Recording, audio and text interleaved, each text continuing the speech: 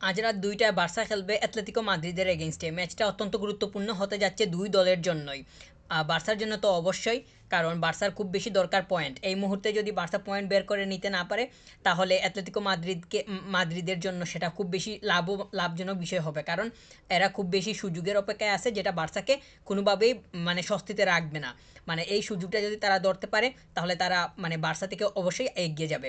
আর Barca এর জন্য অবশ্যই মানে পয়েন্ট দরকার, কারণ বার্সাকে বিট করতে হবে যদি টাইটল রেসে খুব ভালোভাবেই টিকে থাকতে চাওয়া হয়। আজকের ম্যাচটাতে হুলিয়ান আলভারেজ সে অ্যাটলেটিকো মাদ্রিদের হয়ে মাঠে নামবে এবং তাকে অবশ্যই বার্সাকে ফেস করতে হবে। এবং বার্সা এর ডিফেন্স যদি ঠিকঠাক অবস্থানে থাকে, বার্সা এর ডিফেন্স যদি খুব বেশি পরিমাণ কেয়ারফুল থাকে, তাহলে হয়তো মানে দেখা যাবে যে তাদের অ্যাটাক লাইন, বিশেষ করে আলভারেজ হুলিয়ান আলভারেজকে এত বেশি পরিমাণ মানে সুযোগ দেওয়া সম্ভব, মানে সুযোগ দেওয়া যাবে না, বা সুযোগ সে পাবে না যদি বার্সার ডিফেন্সটা ঠিকঠাক মতো সতর্কতা অবলম্বন করতে পারে।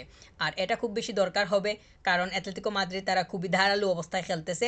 তাদের অ্যাটাক লাইনটাও খুবই ফাইন। এইটা যে খুবই তারা নড়বড়ে অবস্থানে আছে, সেইটা বলারও কোনো সুযোগ নাই। কারণ তারা তো, যদি তাদের অ্যাটাক লাইন যদি ঠিক না থাকতো, তারা বা তাদের যদি টিম ওয়ার্ক ঠিক না থাকতো, তাহলে তো তারা মানে টেবিলের উপরের দিকে আসতে পারতো না। তো তারা যেহেতু উপরের দিকে আসে, তাহলে এইটা বিবেচনা করে, অন্ততপক্ষে এইটা বিবেচনা করে এতটুকু পর্যন্ত বলা যায় যে তারা বার্সাকে যথেষ্ট পরিমাণ ফাইট দেওয়ার মতো অবস্থানে আসে। কোনোভাবেই মানে হেলাফেলা করার তো কোনো সুযোগ নাই, এটা তো নাই। আর বার্সার তো যা অবস্থা বর্তমান সময়ে, লা লিগার অন্যান্য দলগুলার এগেনস্টে বার্সা এই মুহূর্তে কিংবা বিগত সময়গুলোতে যেইভাবে খেলতেছে, এইটার পরে তো আর কোনো মানে কিছুই নাই। অবশ্যই বার্সাকে মানে এইটা মনে করে খেলতে হবে যে এই ম্যাচটা জিতলে অন্ততপক্ষে ৯টা পয়েন্ট পাওয়া যাবে, মানে ৩ না, ৯ পয়েন্ট পাওয়া যাবে। এইটা মাথায় রেখে মাঠে নামা খুব বেশি দরকার হবে। অর্থাৎ মেন্টালিটি, রেসপন্সিবিলিটি সব কিছু নিয়েই, সব কিছুকে মানে পুঁজি করেই আজকের ম্যাচটা খুব ভালোভাবেই খেলতে হবে। হুলিয়ান আলভারেজ ছাড়াও তাদের বেশ কিছু প্লেয়ার অবশ্যই আছে, এদেরকে অবশ্যই ফেস করতে হবে। তাছাড়া তাদের কুরিয়া, যে প্লেয়ারটা অ্যাঞ্জেল কুরিয়া, এই প্লেয়ারটাও মানে মারাত্মক অবস্থানে মানে থাকে, তাকেও মানে দেখতে পাওয়া যায় আর কি। গ্রিজম্যান তো আর আছেই। আর তাছাড়া তো তাদের মিডফিল্ডও অত্যন্ত শক্তিশালী। লা লিগার যে এই কয়টা মিডফিল্ড আছে এই মুহূর্তে, তাদেরকে অবশ্যই টপ লেভেলে কিংবা উপরের দিকে রাখতেই হবে, সেটা মানে বলার অপেক্ষা রাখে না। তো এই সব কিছু বিবেচনা করে তাদের টিম কন্ডিশন কিংবা তাদের বর্তমান অবস্থা, সেইটা বার্সাকে খুব ভালোভাবেই মানে ফেস করার মতোই অবস্থানেই আছে। তো বার্সা যদি ঠিকঠাক মতো মানে নিজেদেরকে সামাল দিতে পারে, এবং যেই জায়গাগুলোতে খুব বেশি পরিমাণ টাচ করা দরকার, এইগুলা যদি ফোকাস করতে পারে, তাহলে দেখা যাবে যে অ্যাটলেটিকো মাদ্রিদের মূল যেই পয়েন্টগুলো আছে, এইগুলাকে মানে মানে আটকে দেওয়াটা অসম্ভব কোনো বিষয় হবে না। তো অ্যাটলেটিকো মাদ্রিদের জন্য অবশ্যই অ্যাডভান্টেজ থাকবে, কারণ তারা আমার কাছে মনে হয় যে তাদের যে মেন্টালিটিটা, তারা মানে যথেষ্ট পরিমাণ মোটিভেট অবস্থানেই আছে। কারণ তারা তো আসলে খুব বেশি পরিমাণ যে মানে এখন তো তারা টেবিল টপে, মানে টেবিলের উপরের দিকে এমনিতেই আছে। আর তাছাড়া তারা তারা এটাও জানে যে বার্সা গত ম্যাচটা লেগনাস এসে বার্সার মাঠ থেকে এসে 3টা পয়েন্ট নিয়ে গেছে। তো সেটা যদি লেগনাস করতে পারে, অ্যাটলেটিকো মাদ্রিদের মনে অবশ্যই এটা আছে যে তারা কেন পারবে না। তো তাদের যে এই যে মানে পয়েন্টগুলা কিংবা এই যে চিন্তা ভাবনাগুলা, এগুলো তাদের মনে খুব ভালোভাবে গেঁথে আছে। আর তাছাড়া শুধু লেগনাসকে এখানে টেনে নিয়ে এসে না বললেও, একটা দল হিসাবে কিংবা একটা দল অ্যাটলেটিকো মাদ্রিদের মতো দল, তারা অবশ্যই প্রতিটা সিজনে আমি এটা বলতেই পারি যে প্রতিটা সিজনেই তারা মানে লিগের জন্য ফাইট দেয়। তো তারা মানে লিগের জন্য ফাইট দেয়, এইটা যেমন সত্য, ঠিক তেমনই তাদের বার্সাকে হারানোর মতো যে মেন্টালিটিটা, সেটাও তাদের আছে। আর তারা সেটা যদি ঠিকঠাক মতো মানে কাজ করতে পারে, তাহলে তারা সেটার বাস্তবায়ন সঠিকভাবে ঘটাতে পারবে বলেও মনে করতেছি। তবে বার্সাকে অবশ্যই সতর্কতা মানে দিকগুলা খেয়াল রাখতে হবে, কারণ বার্সা তো আসলে মানে বেশ কিছু পয়েন্ট নষ্ট করছে। এই দিক বিবেচনায় বার্সা এর মেন্টালিটিটা যে খুবই হাই অবস্থায় আছে, সেইটা বলারও কোনো ধরনের কোনো স্কোপ আসলে নাই।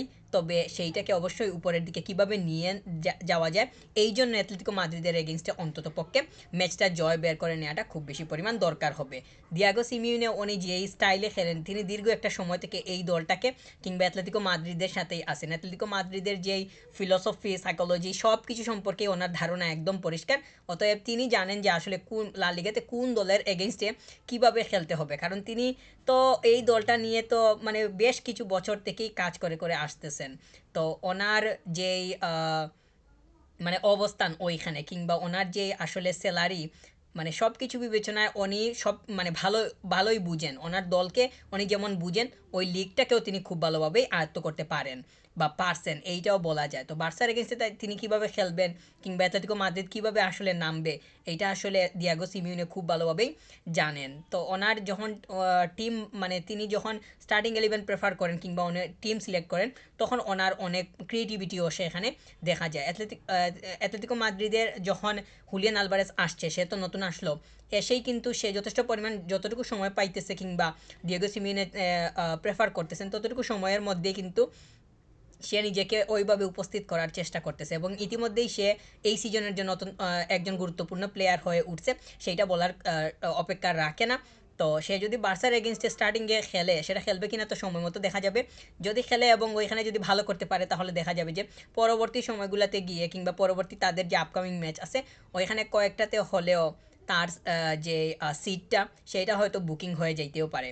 তো অ্যাটলেটিকো মাদ্রিদের প্লেয়ার্সগুলা আজকে বার্সার এগেনস্টে ম্যাচটাকে তাদের নিজেদের জন্য বিশাল একটা স্কুপ হিসাবে নিবে এবং তাদের একটা পসিবিলিটিসও ক্রিয়েট করার মতো যে সিচুয়েশন, সেইটার দেখা পাওয়া যাবে বলেও মনে করতেছি।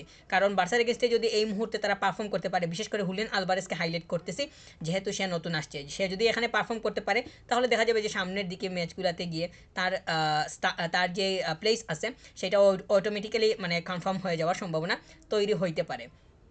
তবে দিয়াগো সিমিওনে তো তিনি আসলে মানে খুব ভালোভাবেই বুঝতে পারেন যে আসলে কোন প্লেয়ারটাকে কখন তিনি ব্যবহার করবেন। আর হুলিয়ান আলভারেজকে তিনি যেহেতু নিয়েই আসছেন, তার মানে ওই প্লেয়ারকে কেন্দ্র করে ওনার যেই পরিকল্পনা কিংবা ওনার যে ট্যাকটিক্স, সেইগুলো তো অবশ্যই তিনি শো করতেই চাইবেন, বিশেষ করে বার্সার এগেনস্টে কিংবা আরও যেই দলগুলো আছে লা লিগাতে সবসময় লিগের জন্য ফাইট দেয় কিংবা হা করেই থাকে, এই দলগুলার এগেনস্টে তো তিনি ওনার প্ল্যানিংয়ের সফল যে এক্সিকিউশনটা, সেটা তিনি ডিসপ্লে করতে চাইবেন। আর এই জন্য ওনার যাকে মানে ব্যবহার করা দরকার, সেই ব্যবহারের তালিকায় সবচেয়ে উপরে থাকবে হুলিয়ান আলভারেজ। তো এই প্লেয়ারটাকে যদি বার্সা আজকে ভালোভাবে মার্ক করতে পারে, যদি সে 90 মিনিট খেলে, তাহলে সেইটা একটা বিষয়। আর যদি সে কিছু কম খেলে, যেমন 45 মিনিটস বা আরও কম, তাহলে সেইটা আরেকটা বিষয় হইতে পারে।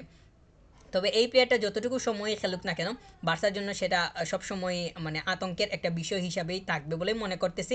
কারণ সে যথেষ্ট পরিমাণ ফর্মেই আছে, তার পজিটিভিটি অবস্থা কিংবা পারফর্মটা খুব ভালোভাবেই মানে মানে মাঠের মধ্যে পাওয়া যাইতেছে, এই সময়টা বিবেচনা করলে সেটা মানে বলাই যায়। তো হুলিয়ান আলভারেজকে দিয়াগো সিমিওনে তিনি কীভাবে মানে চাইবেন সময়ের হিসাব অনুযায়ী, সেইটা আসলে মাঠের মধ্যে দেখা যাবে। আর বার্সা কীভাবে ফেস করে, সেইটা একটা বিষয়। তবে আমার কাছে মনে হয় যে সেটা আহামরি কোনো কিছু হবে না, যদি ডিফেন্সটা মানে সলিড থাকতে পারে এবং সব পজিশন, অর্থাৎ ডিফেন্ডের সব পজিশন যদি ঠিকঠাক মতো মানে ওয়ার্কআউট হয়, তাহলে দেখা যাবে যে এই অ্যাটলেটিকো মাদ্রিদের অ্যাটাকগুলোকে মানে ফেস করতে পারাটা কোনো আহামরি বিষয় হবে না। অবশ্যই ম্যাচটা ইম্পর্ট্যান্ট, বিশেষ করে বার্সার জন্য 3টা পয়েন্ট লাগবে। আর সব কিছুর পরে যদি 3টা পয়েন্ট নিয়ে মাঠ ছাড়তে পারে, সেটাই হবে বার্সার জন্য সবথেকে স্বস্তির একটা খবর।